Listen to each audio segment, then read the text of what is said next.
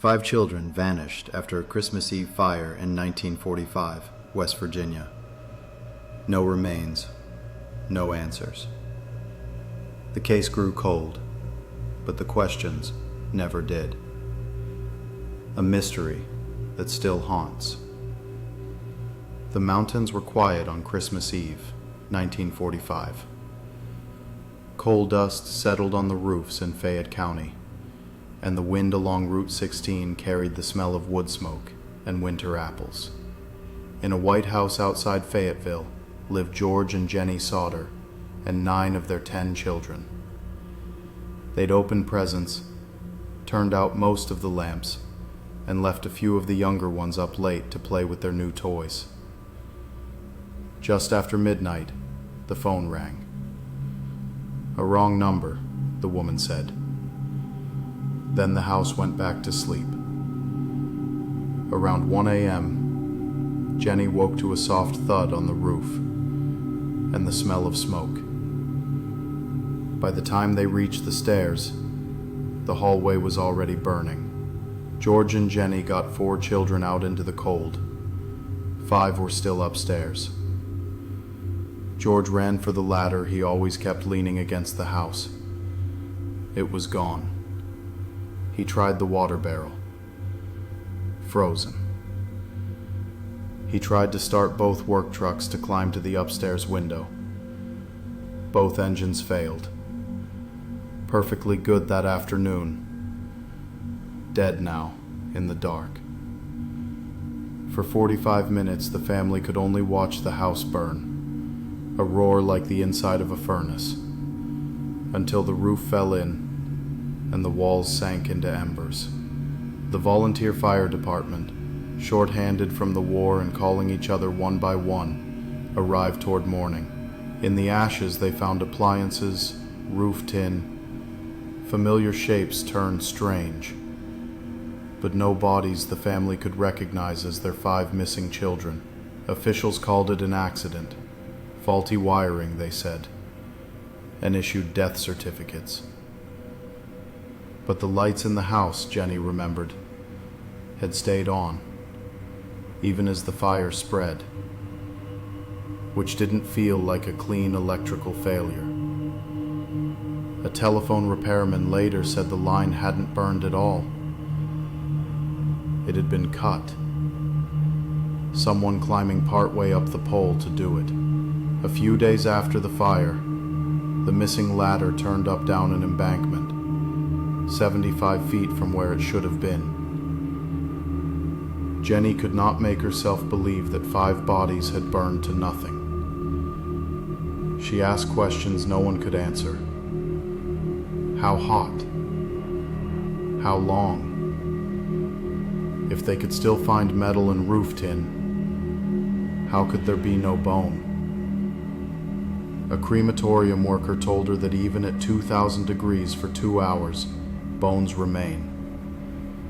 The house had burned less than an hour. Then the sightings started. A Charleston hotel keeper said she saw 5 dark-haired children come in after midnight within a week of the fire, with 2 men and 2 women who looked Italian, like the Sodders. Other tips named a woman in a nearby town who took 5 children to church, called them by the right names, and then left town. A bus driver reported strange balls of fire on the road the night of the blaze. The family put up flyers, then a billboard on Route 16 with the children's pictures and a reward. First $5,000, then 10. Years passed. In 1967, a photograph arrived in the mail. A young man in his 20s. Dark hair, strong jaw. The back stamped with a message and a return from Kentucky.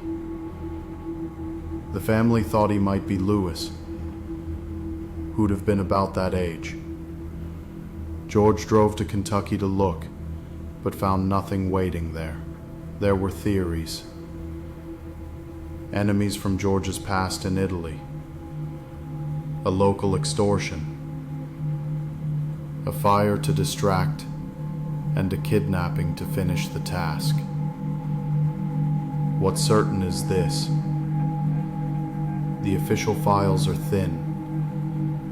The volunteer department's early records are gone. The FBI later said it had nothing left to send. Whatever it once held was purged decades ago. And so the story settled where unsolved stories live, in the space between a family's certainty and a town's official line. Jennie wore black for the rest of her life. She added rooms to the house that stood on the foundation and tended the flowers where the children had played.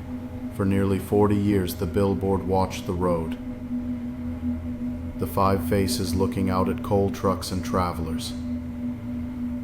Maurice, 14. Martha, 12. Louis, 9. Jennie, 8. Betty, 5. Christmas Eve comes every year in those mountains. The wind still moves across the roofs the way it did in 1945. Some say the truth burned away. Others say it walked off into the dark and kept going.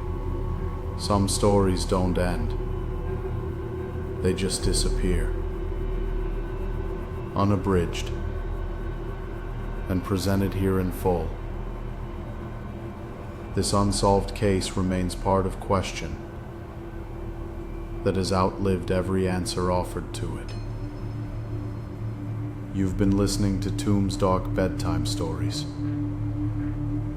a nightly collection of classic and original tales of horror, mystery, and folklore.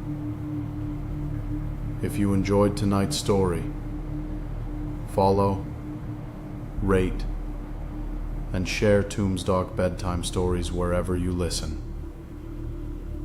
It helps new listeners find the dark. Until next time, good night.